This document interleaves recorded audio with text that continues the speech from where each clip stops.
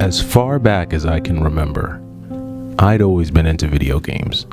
I remember when my brother bought me my first Nintendo Game Boy back in 1991. And, it changed my life. I took that thing with me everywhere. I always had it. And it kind of just created something in me where, it just kind of gave birth to a love of video games. And growing up, I moved on to consoles like the Genesis and Nintendo and things like that. But obviously, as you get older, you start to put some of those things away and you don't pay as much attention to them. But then something real strange happened a couple years ago that forced all of us to have to stay inside. Couldn't really go out, couldn't really enjoy a lot of the things that we used to. And so video games became life for a lot of people. It became life for me in a lot of ways.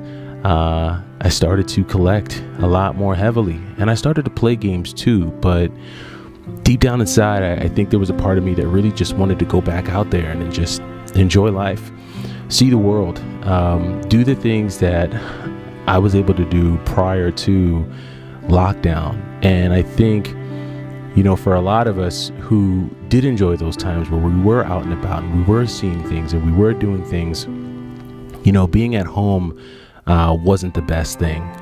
But life continued and life goes on and things change. And throughout the pandemic, a lot of us went through a lot of changes, and so did I. My family, we went through changes and we grew. We had an addition.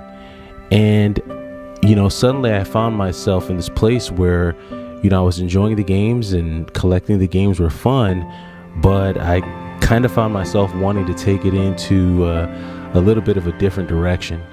And I started to look at video games as a way as maybe I can do a little bit of a side hustle, make some money on the side, do a little bit of reselling. And I want to say that as the lockdown tightened, I just found myself doing more and more of that, getting more and more into the buying and selling of games and flipping, really. And then, that's pretty much what it became for me. Just buying, selling, flipping. And it was cool. It was great. I want to say that right at the height of the pandemic, there was just so much enthusiasm around video games, retro games, and I totally bought into that, right? I was constantly, out and about looking for deals, trying to see where I could get the cheapest games and do a little flip and, how I could build my collection and bulk up. And that's a lot of what it became about, and that's really what it's been for me up until this point. So I spent the bulk of this year, 2022, just flipping, buying stuff and selling stuff while being able to add, a lot of really cool things to my collection. And, I've definitely added some grails and a lot of the really, high-end games are games that I actually had and played as a kid. And, collecting and reselling was just a really great way for me to kind of enjoy some of that nostalgia, right? And I think a lot of us bought into that. A lot of us really kind of gave into the whole video game hype and the video game craze and everything like that. But I think as time has gone on, we've started to return to this kind of like new normal.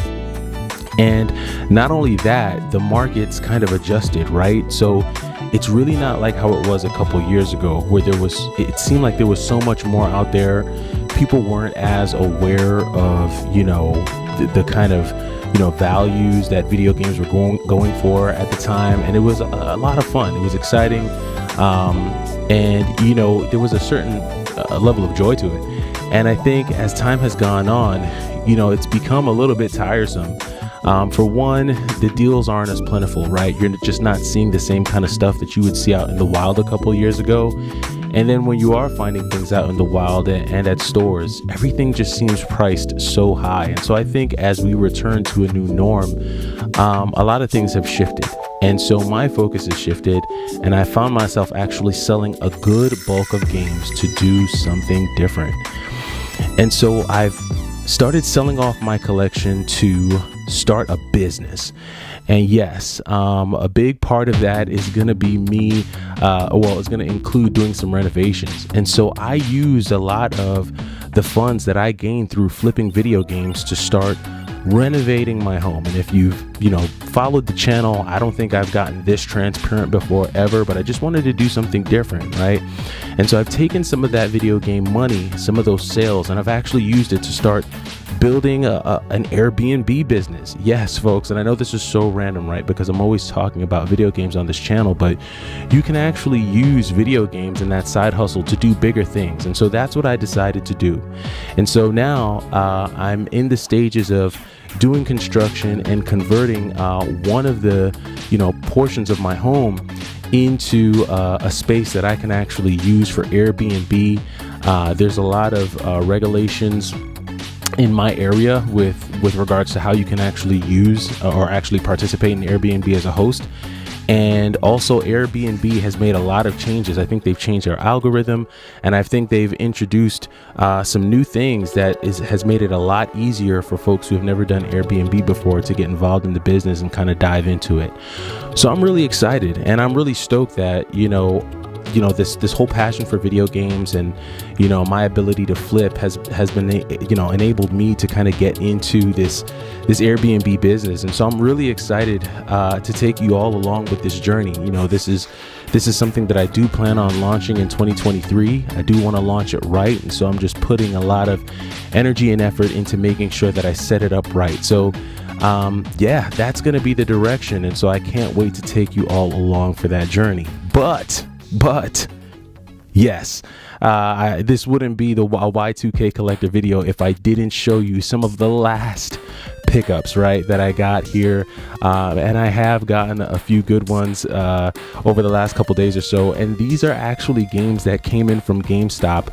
I actually took advantage of the buy two get one online as well as in store, and I know ordering games off GameStop.com is a risk because you never know if they're going to send you complete in box games. But I had the greatest luck this time around, and I'm really excited to show you some of the really cool stuff that I got from GameStop at a really great deal. So I really milked that buy two get one, and I've also got some other pickups that I'll share with you real quick. So I won't do any more jabbering and or blabbering, and I'm just gonna kind of get into some of the GameStop pickups and a few other pre-orders that have come in as well. Okay, so we'll go through some of these almost like near final pickups. We'll start with the 3 sealed games that came in from GameStop, and was stoked to get these. So a couple of limited run games. First is Castlevania Collection for the PS4. So this one was great to get, all those Castlevania games. And then we got another limited run game here, Chasm. So this is a really cool 2D pixelized RPG, kind of like a action RPG game, really fun. Check that one out. And then also got my hands on a new one, Valkyrie Elysium. They had this one on sale, so took advantage of that. So got those sealed ones on the PlayStation 4. And then I was really impressed with the pre-owned games that I got from GameStop, because they're usually pretty thrashed. So we'll start with Attack on Titan 2. Got that on the PS4, a really good one to have. I do have Attack on Titan 2 Final Battle for Xbox One, but I didn't have any of the Attack on Titan games for PlayStation 2. So got that one there. That was my first pre-owned game. Second pre-owned game was Ys 9. This one came with everything. I'm not going to open it, but it does have the manual, all of the inserts, and the soundtrack. So was stoked to get it in like new condition, right? So pre-owned copy there. And then the free game, which was the one I was really stoked about, Ys 8 Day 1 edition on the PS4, complete in box, has the soundtrack as well in like new condition, not a tear, not a snag. It does have that little lame sticker on the bottom, which I'm not too happy about, but still really good condition for GameStop, so I'm not crying over here. Then I also had another pre-order come in, or not a pre-order, but an online order.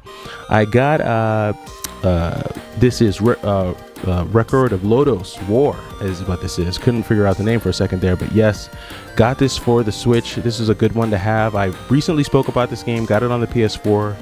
Is a revamped version of Castlevania Symphony of the Night, so I would check it out. And then from my local game store, took some games in, made some trades, and walked away with a couple of gems that I think, in my opinion. First is Ninja Gaiden on the NES. This is going into the collection. Ninja Gaiden, a really clean copy on the NES rather, so I'm gonna have that. And then I went super nostalgic on them and got my hands on a complete in box Neo Geo Pocket Color. It's been so long since I've seen this, and I've seen it brand new. I remember when one of my friends had it back in 98 or 99, and this is a real classic console. You know, I've been playing it thus far, and I think I've been playing Metal Slug, what is it, first mission or second mission? One of them. But that does it. That does it when it comes to some of these final pickups. Got a lot of really good stuff towards the end of the holiday season. Let me know what you're getting. I am the Y2K Collector. Take it easy.